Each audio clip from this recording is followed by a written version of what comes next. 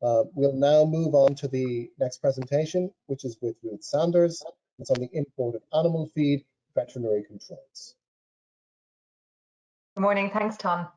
So this morning I will be discussing the official veterinary controls relating to feed and trying to provide some direction as to which feed products require official veterinary controls coming in.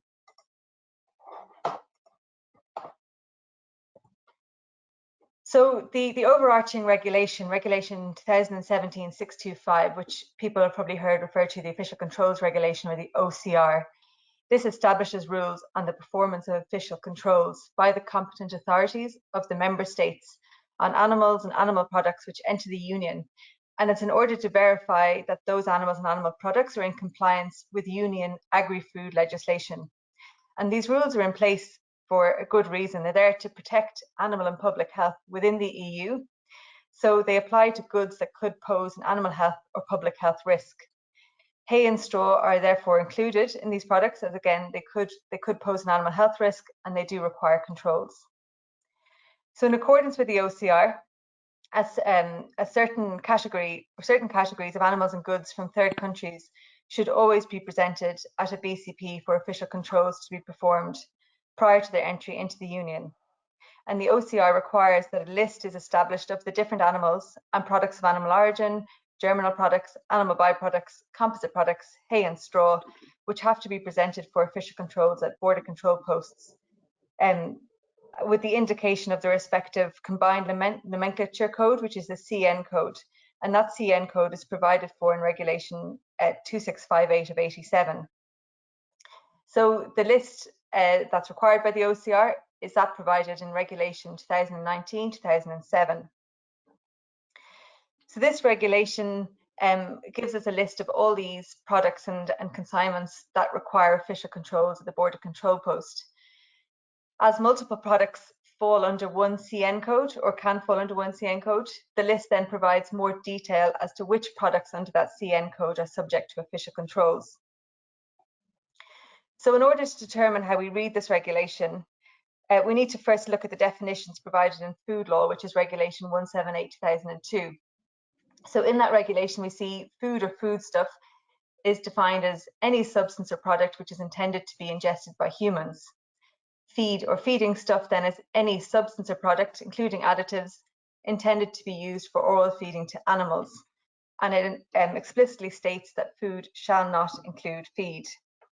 So therefore, the animal byproduct regulations and the certificates contained within, as discussed by Justin just now, are entirely relevant to the animal products contained within feed. So Regulation 2019-2007, the lists in the annex to this regulation are structured into chapters which correspond to the relevant chapters in the combined nomenclature, which, as I said previously, is laid down Annex 1 to Regulation 2658 of 87. The chapter notes then, they're explanations which are extracted when necessary from the notes to the individual chapters in that combined nomenclature regulation. So column 1 provides our CN code, column 2 provides the description of the goods as per the CN code, and column 3 provides details of the animals or goods covered under that CN code which require official controls. So where a 4-digit code is used, this, unless otherwise specified, this requires that all products prefixed where they're covered by those 4 digits shall be submitted to the border control post for official controls.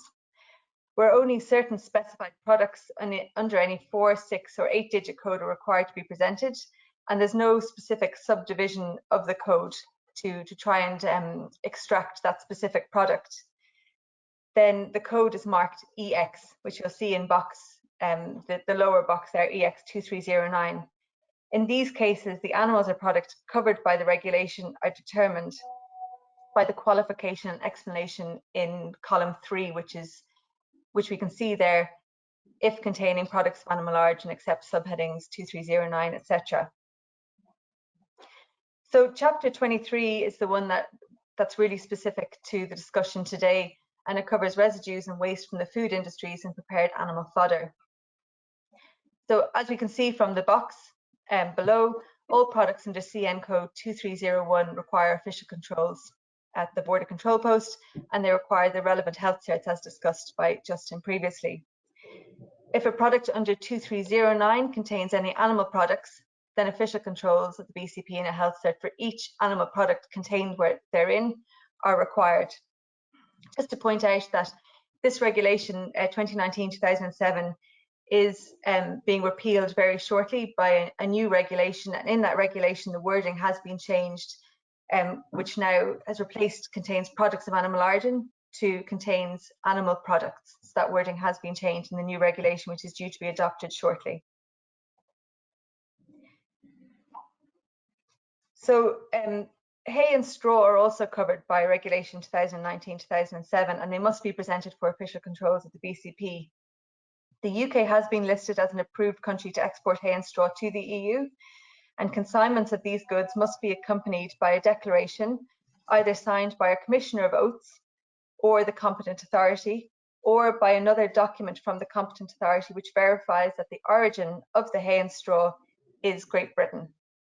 A template declaration is available on our website, along with more information which is available at the link below.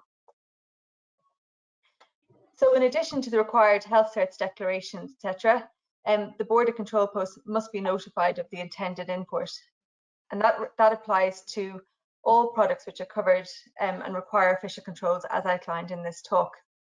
It obviously doesn't apply to feed products which haven't been covered by this regulation.